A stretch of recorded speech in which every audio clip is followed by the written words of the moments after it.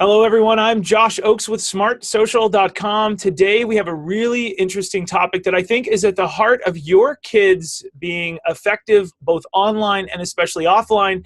Today, we're going to talk about how to get your kids to focus during homework and a few other activities. I have Zoie Hoffman here, who's an online tutor in Boise, Idaho. She teaches kids from kindergarten to sixth grade really how to get down and focus on that homework. I'm honored to have her with us here today. Zoie, welcome to the video. Thank you. Thanks for having me. So we've got people listening live in the car. We've got people listening on our podcast, watching us on video. But Zoie, I'm excited to ask you tip number one. How do we limit distractions for students? So the biggest thing that you can do is have them turn those devices off, or put them on do not disturb mode if they're needing to use it to search or access homework from school. Limiting those distractions of those just little tiny microseconds where you look at your phone and then you have to get back on task with the homework can make homework time go so much longer. Yeah, that's a very good point. You also have another technique, so limiting those distractions, but also talk to us about the next thing, so that kids have everything they need in front of them. So I always suggest that parents put together a homework basket. And that's going to hold everything that your child could ever need for their homework. Construction paper, rulers, pencils, pens, erasers, glue. That way they're not having to get up and ask you where things are. So it's doubly good because you're not getting distracted from what you're trying to do during that time. And then they're not getting distracted by having to get up and search for supplies and then have to get back on task and remember what they were doing. And it takes, I've put one together, it takes about 30 minutes. It might take about 15 minutes in the store to buy some new things to put in there. And it usually like a shower caddy or just one of those cheap baskets from Walmart does great. That's awesome. It's a great idea. So a homework basket, a homework kit. I love that. So we've talked about limited distractions, gather those supplies. What's your tip number two about breaks? So when kids are doing homework, I always encourage parents to allow them to have breaks. Sometimes we can impose the expectation of an adult focus on children when actually their attention span is much shorter. So research has shown that kids can really only focus their age plus or minus 1 minute. So for example, a 7-year-old can focus from like 6 to 8 minutes, depending on the task and the student. So allowing your child to take a break and refocus and reset their brain is actually going to make them more effective and going to help them learn more from their homework. That's a great tip. And that's fascinating. So everybody that's listening to this is thinking, I have a 10-year-old, I have a 13-year-old. So micro bursts of 13 minutes or so, and then a good break. Now there's good breaks and there's bad breaks. Let's talk about those.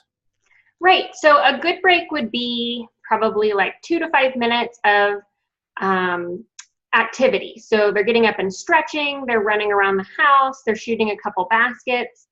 Even coloring or something to just kind of blank slate clear the mind.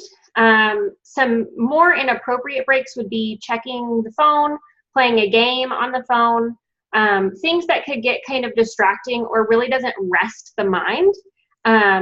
Or like even, conversations about things that you guys need to get done. Like those are better held for at the end after homework.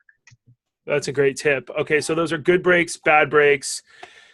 Next, let's talk about your third tip. We're moving along quickly. Talk to us about how to get kids to understand the purpose of that homework. What do you tell people?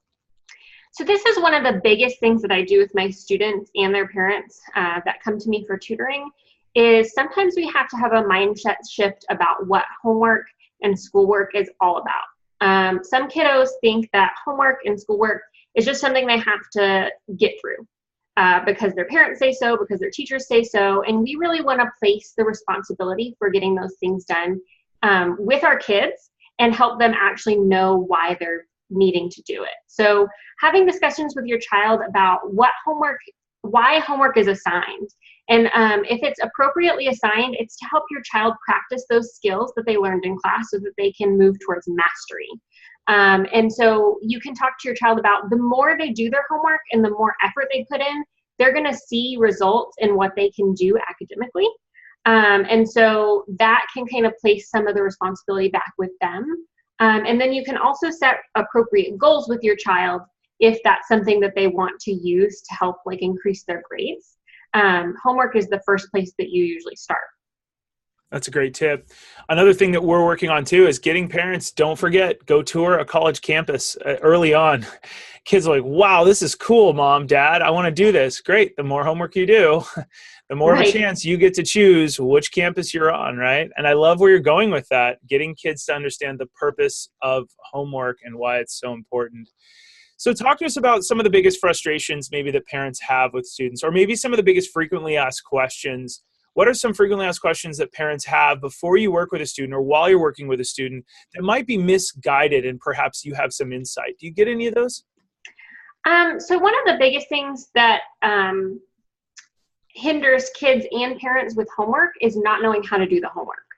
Kiddos aren't knowing how to do the homework, and a lot of times with the new math that we're using, parents don't know how to do the homework.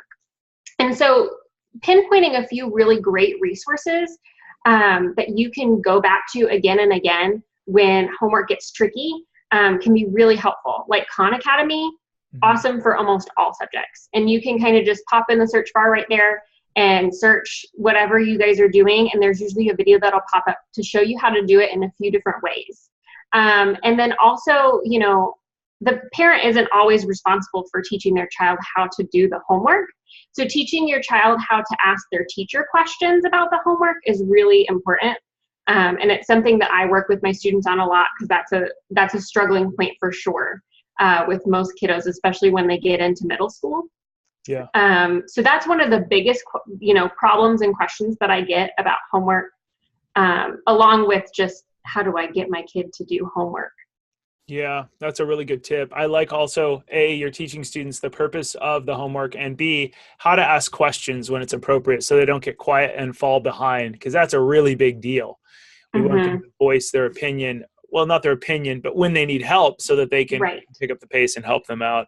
That's really great. Hey, Zoe, I'm going to leave you with final thoughts. What would you tell parents that are just trying to get their kids to focus less on these devices that we all have and more on what we all know to be true? We've got to study and do some of the old school hard work before we see some of the instant gratification over there. What's one tip you want to leave with parents? Basically, guide your child through how to leave the device when they're doing homework. And you may need to also show them in some way that you do the same thing. So some other tasks that you have to focus on, like paying the bills or something like that, them seeing you not have your phone during that time will speak much more loudly than you telling them. And so that's really what I would say, is just model what you're wanting your child to do, and they'll be much more likely to do it. Boy, those are great tips. So let's review what you talked about. You said limit the distractions. That's awesome. Silent mode, build a kit so that kids can have a basket. That's a $2 basket at Walmart. Love it. Allow appropriate breaks. There's good breaks. There's bad breaks. The good breaks being get outside or do something different. And then also discuss the purpose of homework. I love that, so that kids know why they're doing what they're doing rather than just doing it. Zoe, you're awesome. Thanks for joining us here today.